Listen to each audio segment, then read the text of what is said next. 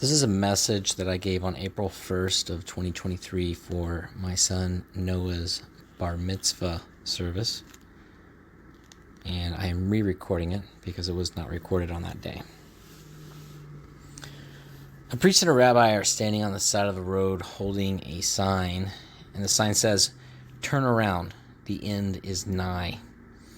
And this young man that's passing by in a car sees them. He leans out his window and he shouts at them, "Get lost, you religious freaks." Then he slams on the gas and he proceeds to speed off. And then mere moments later, they hear a screech, a scream, and a very loud splash. And then that's when the rabbi turns to the priest and he says, I told you we should have just said, warning, the bridge is out. And I tell that joke to preface this particular teaching that it has a strong cautionary tone to it. And also within the moral of this story is a message for me, the one delivering it, that the message needs to be clear and understandable instead of obfuscated and obscure. And also for the hearer, that they not dismiss the warnings, but examine themselves to see if there's application for themselves. I heard someone one time, they were kind of speaking on behalf of their group, I guess you could say, and they said, so we don't interpret the Bible, we just read it. And, on face value, that sounds kind of good, but really it's off base. Because anything that enters your brain, you must interpret. The words that you're listening to right now, the ones that I'm saying, you are interpreting them based on the information that you have about the English language, based on what you know about me, based on tone and inflection, and if we were in person, you'd also base it on body language. And in fact, you're interpreting everything that you hear and see based on a totality of your experience in life. And I'll go a little bit further and say that their philosophy on interpretation is wrong, because the Bible is not always, all of it, meant to be taken literally. You're like, what? All right, don't get mad. Listen to this, all right? Because I think that, as a group, as, at least my church group, the believers that I'm with, we're constantly advocating for more of the Bible to be taken literally, whereas, and we're advocating against those that would say to do away with or dismiss more of it, and we advocate for more to be, interpreted and used in a more literal sense. But it's not all to be taken literal. Let me give you an example. So Yeshua says, if your hand or your eye causes you to sin, pluck out the eye or cut off the hand, because it's better to have one less eye or one less hand than to be cast into hell for the sin that it would cause you to commit. That's my paraphrase. But I've yet to meet a believer with only one eye because they followed this instruction. And I know I have been where I could have taken this literally. I've sinned with my hands, I've sinned with my eyes, but I didn't cut them out. And so I think what we see is that Yeshua didn't mean for us to take every word literal, but rather the metaphorical intent that he's giving here is what should then be applied literally. All right? So my point is, sometimes you have to do the work to interpret and then apply the interpretation instead of applying the literal words. And there's a very obvious question that, why does Yeshua and so many of the authors of the Bible use metaphors, parallels, parables, similes, and all these different types of figurative examples. And here's the answer to that. Usually when you see a figurative example, it's because it's communicating a deeper principle that crosses the boundary between the physical and the spiritual world. So then they are highlighting a principle that is timeless. For example, the plucking out of the eye, cutting off of the hand is a really great example of this. Right? In the time that Yeshua would have been walking the earth and his disciples, there would have been prostitutes in very prominent areas, marketplaces, places that you had to go, right? Near temples for the Greek and Roman gods, on main roads. And so really what he's telling them here is guard your eyes. Don't go near these places. Prevent your mind from being polluted, even if it's inconvenient. And inconvenience is really the key to this interpretation. Inconvenience like not having an eye is inconvenient, or not having a hand is inconvenient, right? And the avoiding prostitutes and scantily clad women, right? You go the long way around to guard your heart and avoid these temptations, right? And this task of guarding the eyes and guarding the heart, this is more difficult than ever, right? Smartphones are a great example, right? If you know you're weak in resisting the temptation to view immorality on your phone, put some sort of safeguard in place, put some accountability measure into place. And it's inconvenient to force yourself into accountability with these things. But do it to avoid being drawn away from God and influenced by the immorality of the world. It's a timeless principle, right? Because is God instructing us to cut out our eyes? No.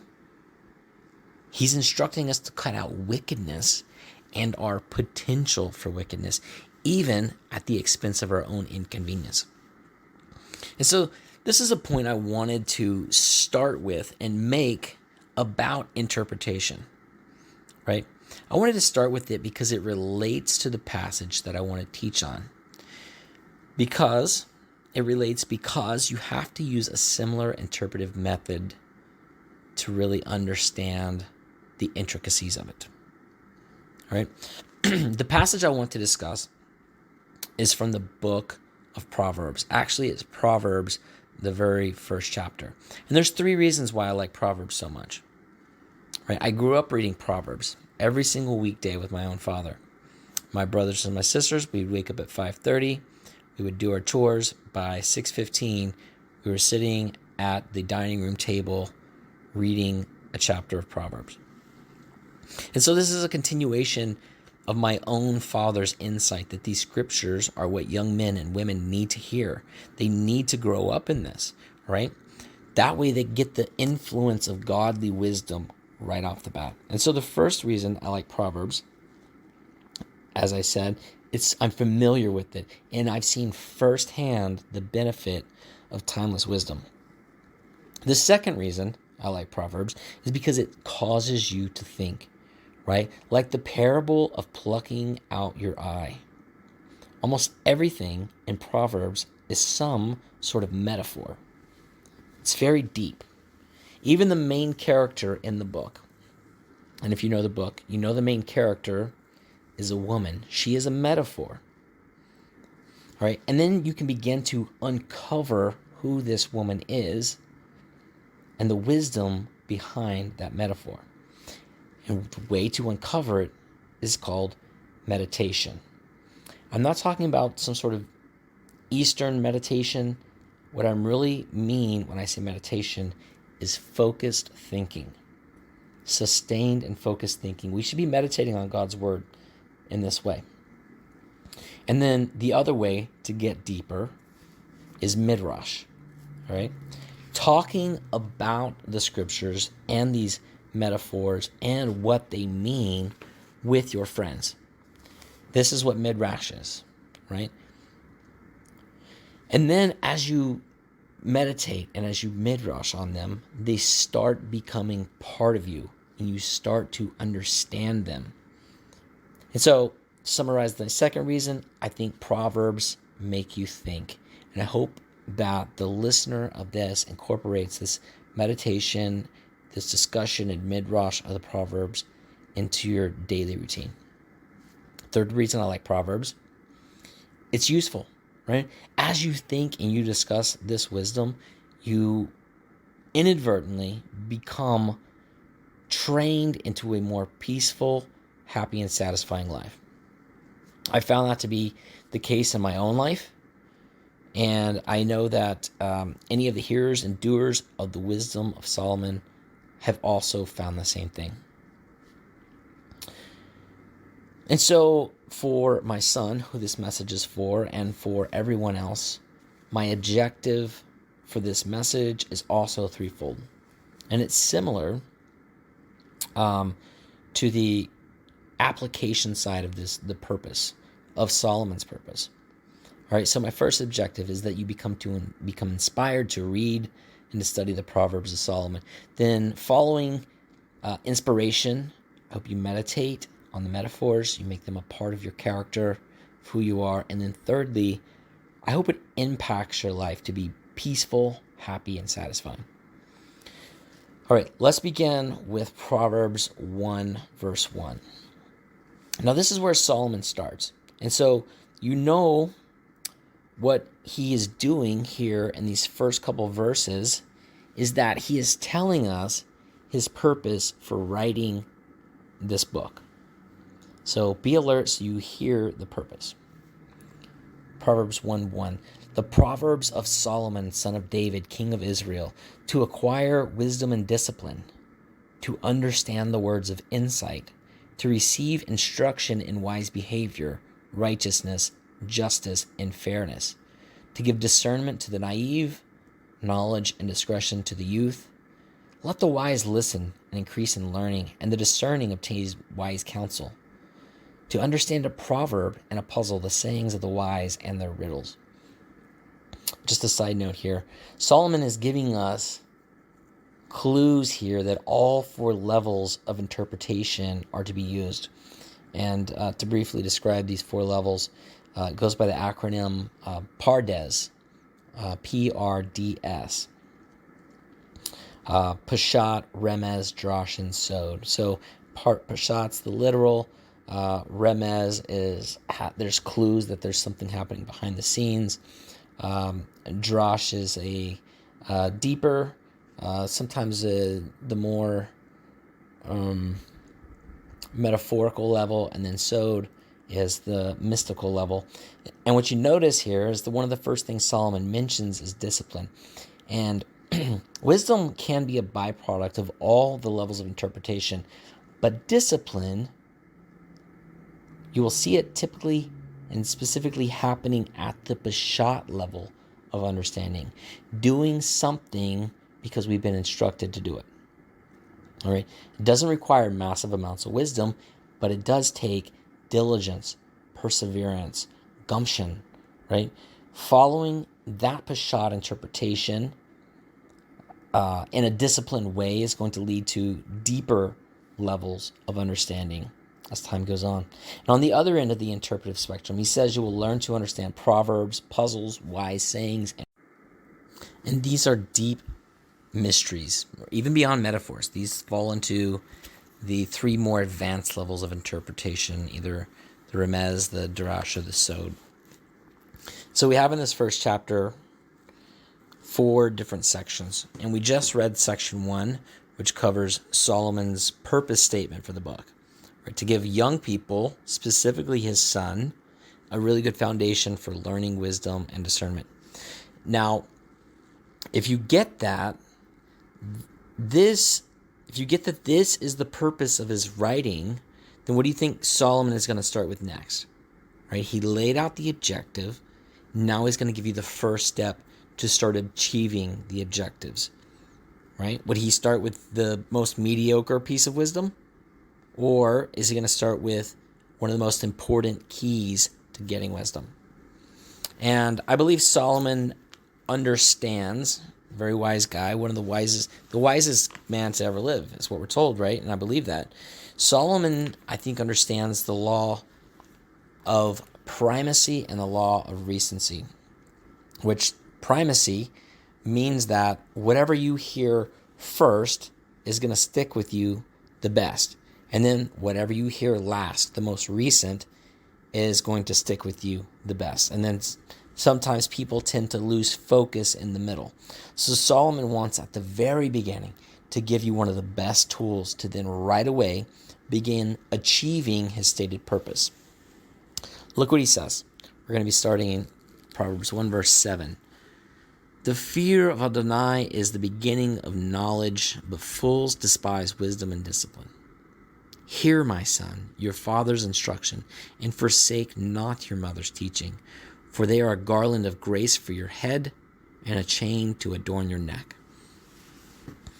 The fear of the Lord is where Solomon starts. And he proclaims to his readers that it's the beginning of knowledge.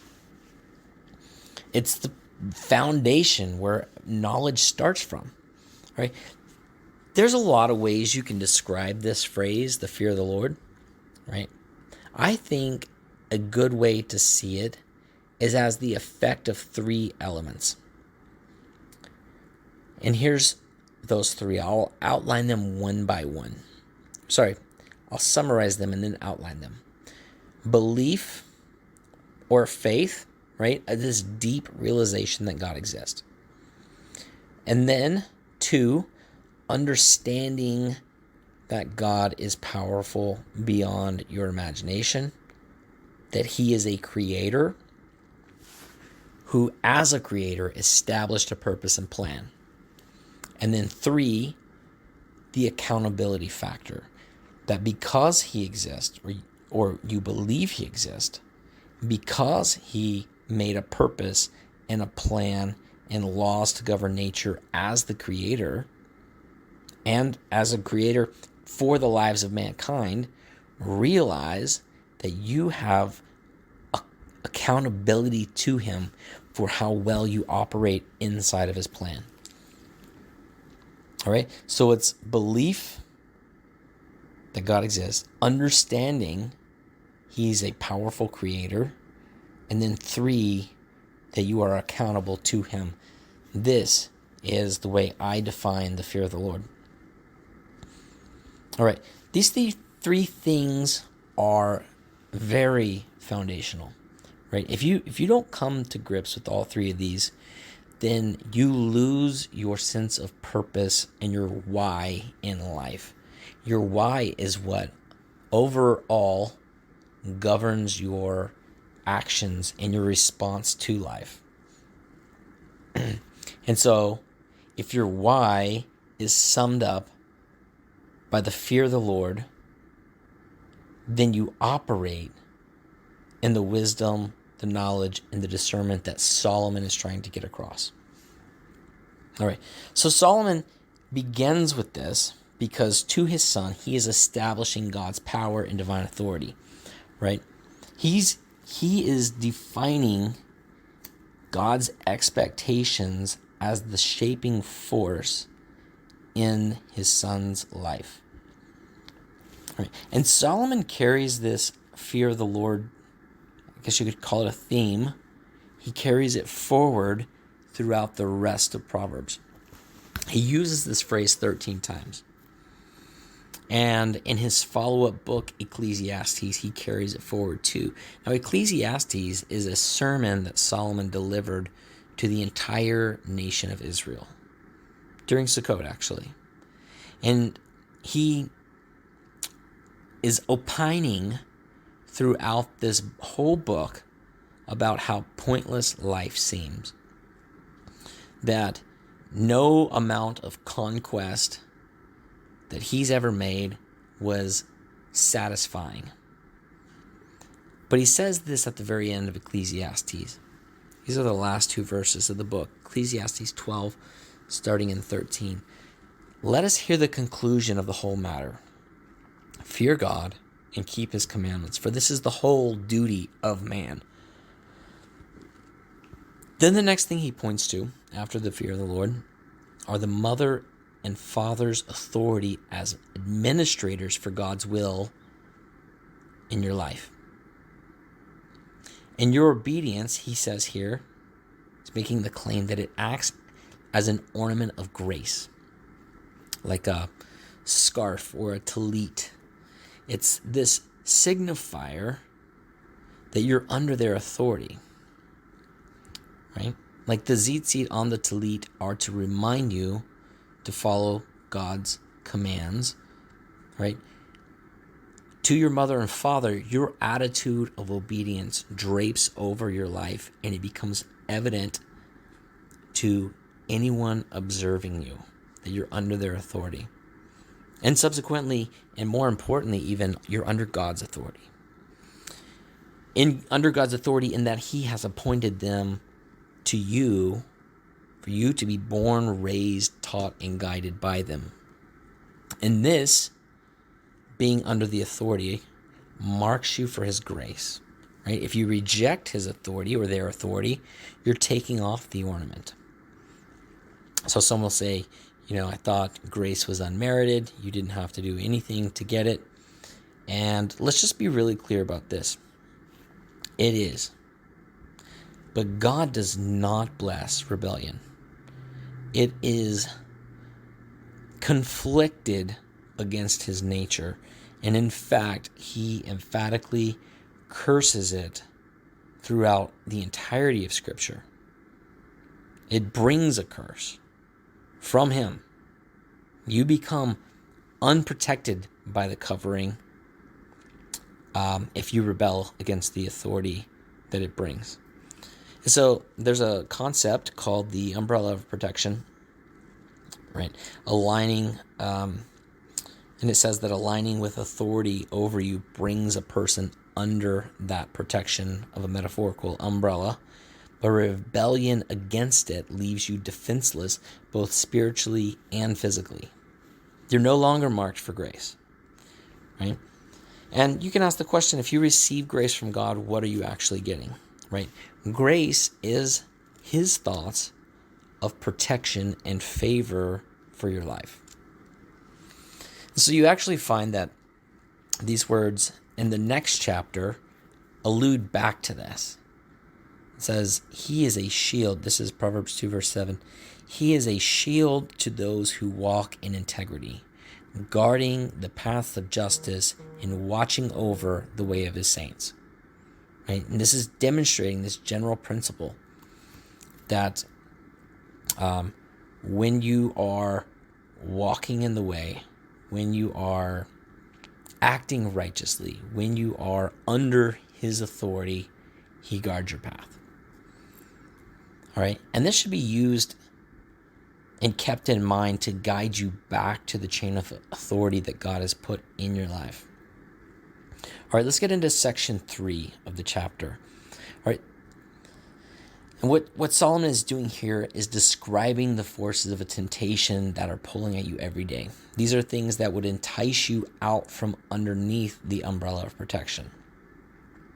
And section 3, you can describe it in 2 words: peer pressure. This is how he starts. Verse 10. My son, if sinners entice you, do not give in. That's peer pressure. Then he goes on to describe how these young men are trying to pressure his son, or potentially pressure his son into mischief, such as thievery and violence, seeking quick riches through unjust means. And it kind of sounds like a gang, somewhere where you would want to fit in.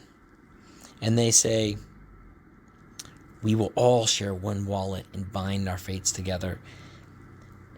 And they're creating this promise of brotherhood and acceptance.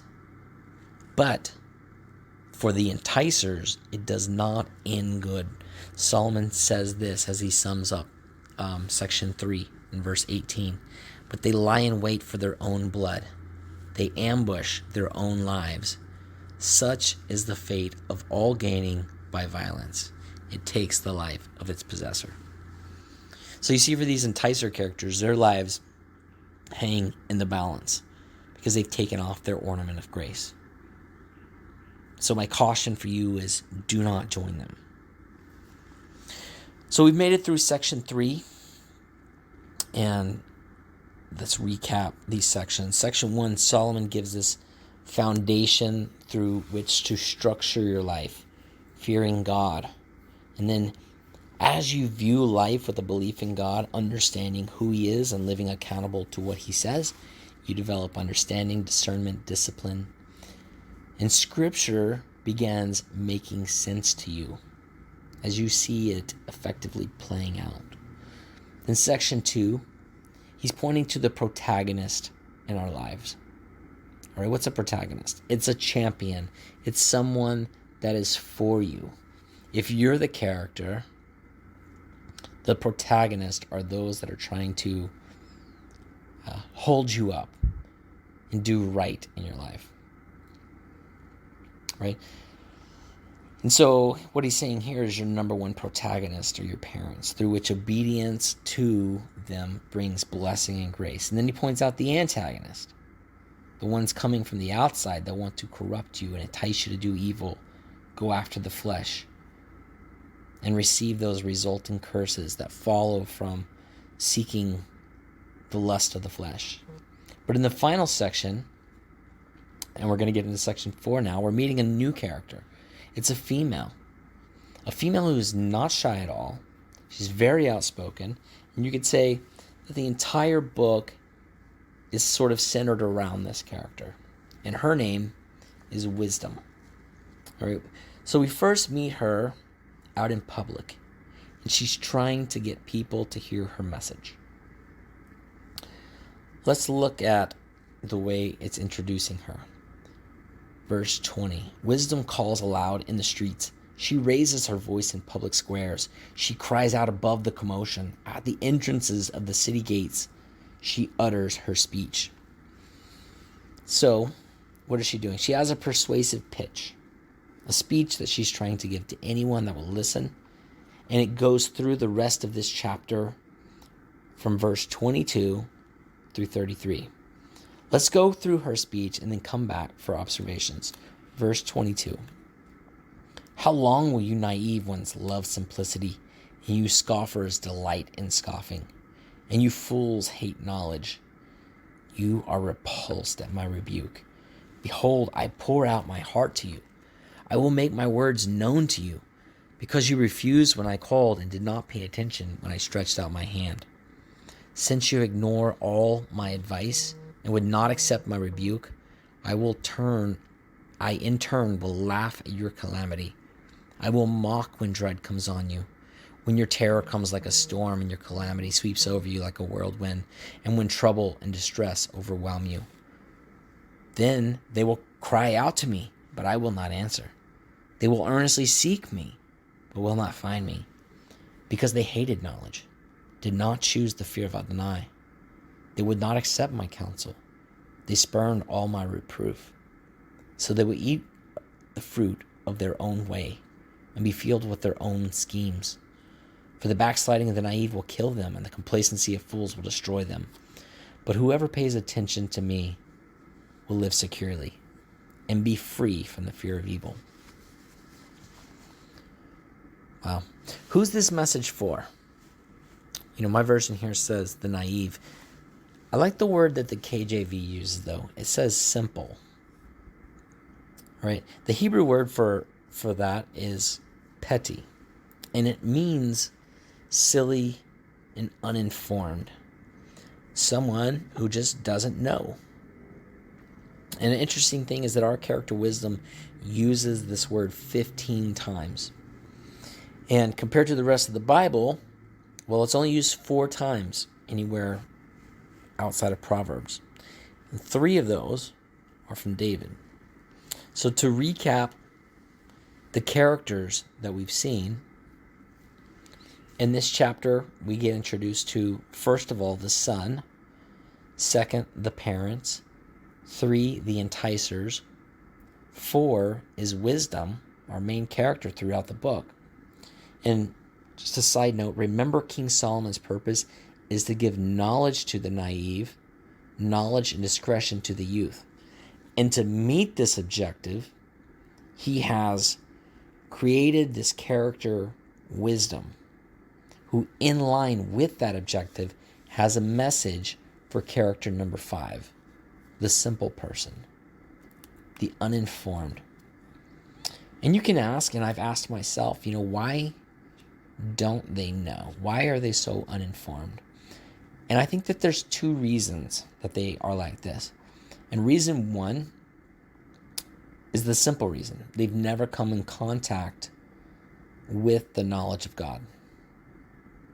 Never had the opportunity to hear God, about God, and what he requires and how he has set up the world. And then the second reason is that they've purposely avoided the responsibility of that knowledge. And so my opinion from study on this is that they stay, the second type of person that avoids it stays surface level, and they refuse to dig for this knowledge. They're very easily satisfied. And so, quite simply, all their interactions are, well, does it satisfy my flesh? Okay, I'm good with that. But they've avoided real meaning and purpose because the trivial things are satisfying enough to them. But her message is not just for the simple. 2 other types of people are listed here as well. And after calling out to the simple, she says, "How long will you scoffers delight in your scoffing, and you fools hate knowledge?" So what you can see is there's 3 people, the simple, the scoffers, and the fools fall into this larger category of unbelievers. The simple or naive don't know. And in a way, I think that based on that second type or second reason they are simple, you could say they're uninterested. And then you have the scoffer. What's scoffing? Okay, if you watch TV with subtitles on, you know what scoffing is. It's just blowing out your nose, right? That's a scoff. It's a trait of the prideful. They would say, that won't happen to me. I don't need this advice. Right? And scoffers have such a habit of scoffing that they hear and see everything through a specific lens. One that says, I'm smarter than what I'm hearing or seeing, therefore listening is a waste of my time. Then there is the fool. One thing I notice about the fool and the way that Scripture can portray them is you see them as jokesters or jesters. But that comedic quality doesn't always have to be present. There's an underlying issue, and it's that they refuse to take anything serious. I would say they take issue with the realness of reality. All right, they would have the motto of live it up. Don't worry about your future. Purposely reject responsibility outright. That's their motto. And my personal political opinion is a lot of these people are represented in the political spectrum by the mascot of the donkey. And so the fool's philosophy is basically to deny that the bill ever comes due. And I think this is why David proclaimed that the fool has said in his heart, there is no God. And it's also why Solomon says, the way of the fool is right in his own eyes. Because the fool will assert that there is no accountable structure to be accountable to. There's no one but themselves. There's no moral code to follow, no divine authority. And I think this is why wisdom identifies them as hating knowledge. Maybe you know the old saying, with great knowledge comes great responsibility. All right, what is responsibility? You may have heard of Jordan Peterson. He's one of my favorite modern philosophers. I've mentioned him a couple times. But he's identified bearing responsibility as the key to bringing fulfillment to the life of young men. And so what is this responsibility? It's acting in a way that shows you're accountable to something. So when you have, say, for example, knowledge of something, you become responsible for what you do with that. An example is atomic energy. If you know how to split atoms, you could either power the world or you could blow it up. And that's why as your knowledge increases, your responsibility increases. And like the rabbi and the priest at the beginning of this message, right? If you know the bridge is out, you become responsible to warn others, unless you reject the responsibility. And so it's necessary for the fool to hate knowledge so that they reject it instead of internalize it and take on the responsibility. This way they can avoid the reality that the bill eventually comes due, both in this life and in the next. And so for these three unbelieving characters, wisdom is reaching out to them. She wants to warn them. For the naive, her message is, you need to care. For the scoffer, you don't know it all. You need to listen. And to the fool, there's an end to the road. Everyone receives their wages. And to all of them, that life has a purpose. And you're missing it because you're avoiding your responsibility to conform to the Creator's pattern for life, which is righteousness. And so our author is telling his son about these characters from the perspective as if they're watching it from the bandstands, as if it's a play. And I have a theory about why he's speaking from this perspective. And I think it's because his son isn't old enough to be one of these types yet, right? When you're a child, you take everything in that you're told. And your brain has to mature to a certain point to be able to choose to reject responsibility, to choose to be skeptical and cynical and hateful like the scoffer and the fool. Right? Children aren't born with the ability to hate. They have to learn it. But when Solomon's son finally reaches the age of Bar Mitzvah, the son of the commandment, he would have to choose his relationship to his responsibilities. Could he avoid knowing what his responsibilities were? For Solomon's son, this was never an option. He's being taught in this entire book, and obviously from the rest of the scriptures, what he is supposed to do. Those who are truly simple, they're simple for the first reason they've never been told, can claim ignorance. For Solomon's son, and for my son, and the rest of my children, they cannot. But they could choose the next two paths. They could scoff.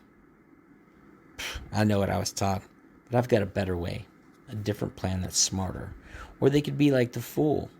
It says, that's not true. There's no God. But I chose this message because my son is now at an age where he has the ability and the responsibility to make these choices with what he's been taught. And for you listening, it's on you now to decide to listen to wisdom as she's calling out to you. We can understand even better if we ask this question. Why is wisdom a woman? Solomon's signaling some sort of early feminist values here. And I think you have to read the rest of Proverbs to see this. But it turns out that she's the antithesis to the evildoers who, just like her, calling out convincingly, they're trying to call out and entice his son to join them in criminal acts. And it's the same for many other characters in the book, right? They're trying to entice the son into various things. For example, in chapters 5, 6, and 7, it's mostly about this strange woman who, just like wisdom, is out in the streets, standing at the corner. And it says she's in the street and in the market, at every corner she lies in wait. Solomon tells his son a story about watching her coax a young man off of his path. Proverbs 7:21. With much seductive speech she persuades him. With her smooth talk she compels him. All at once he follows her, as an ox goes to the slaughter, or as a stag is caught fast, till an arrow pierces its liver, and as a bird rushes into a snare, he does not know it will cost him his life. What you will find is that for the young person, young men especially, the temptation to fit in with scoffers and fools is very strong. You ever heard of the words, or acronyms, YOLO and FOMO? You only live once, in fear of missing out. But the problem is, they live like this, but are forgetting about the bill. It's satisfying for a moment to entertain the strange woman, but the bill comes later.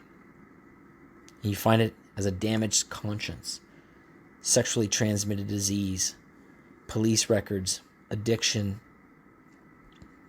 and then even longer lasting than that, you look back at the actions that were done in your life, and those are what you take with you into eternity, and they need to be worthwhile. And Paul uses the metaphor for worthwhile of gold, silver, and precious stones, or else, when they're tried by fire, they end up burning like wood, hay, and stubble. And so when the strange woman calls and she takes your hand to lead you into her chambers, if you aren't the scoffer who says, "This won't damage me like I was taught, it's time to YOLO." If you aren't the fool who says, "No consequences exist," but you're the wise son who listened to the teachings of his father, then you go back to your path. You remain steadfast. You don't turn right. You don't turn left.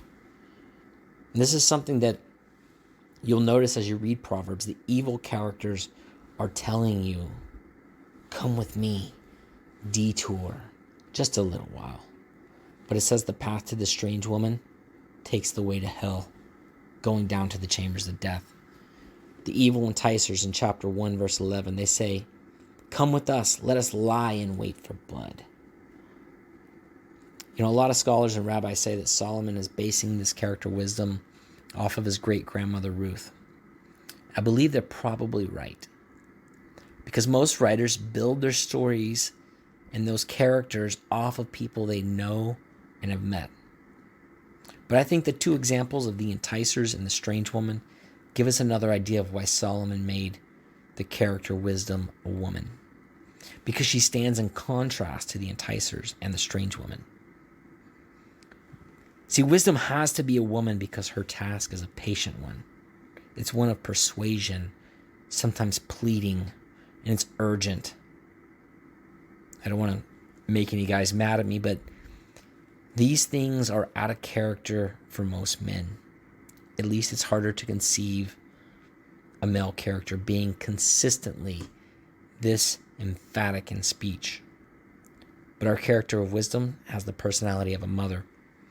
She's protecting her son in its urgent business. She must be emphatic about it. If she isn't persuasive enough, the strange woman will catch the ears of the young men, or the enticers will pull him into their schemes.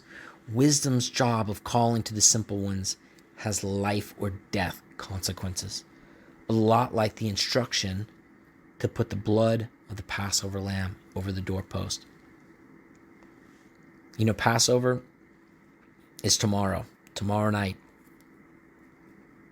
Can you imagine the first Passover? What would they have thought? You want me to do what? Scoff. That doesn't sound like something I think will do any good. It doesn't make sense to me to slaughter a lamb and put its blood on the doorframe. But you see, the father of the household was the one responsible for carrying out that task. And his job at every Passover after the first was to lead the family in a memorial of remembrance of the night they were redeemed by the blood of the Lamb. So I wanted to make this point for two reasons. One, Passover is coming up tomorrow night. And two, my son Noah and anyone else old enough to understand are at an age where your father remembering for you doesn't cut it anymore. The blood applied to the doorpost in the first Passover was literal in that night. But it's symbolic in a spiritual sense of the doorpost of your soul. And so our one command that has been handed down to us to remember the Passover yearly was clarified by Yeshua on his last Passover when he said, now, whenever you do this, do it in remembrance of me. Now, this is my message to my son Noah. You have to reflect on what you've seen and what you've been taught. And in that knowledge is wisdom if you embrace it. You have to choose to remember it for yourself. Guard yourself so you don't become enticed away by lust and by greed and foolishness. Don't reject wisdom in lieu of your own cunning.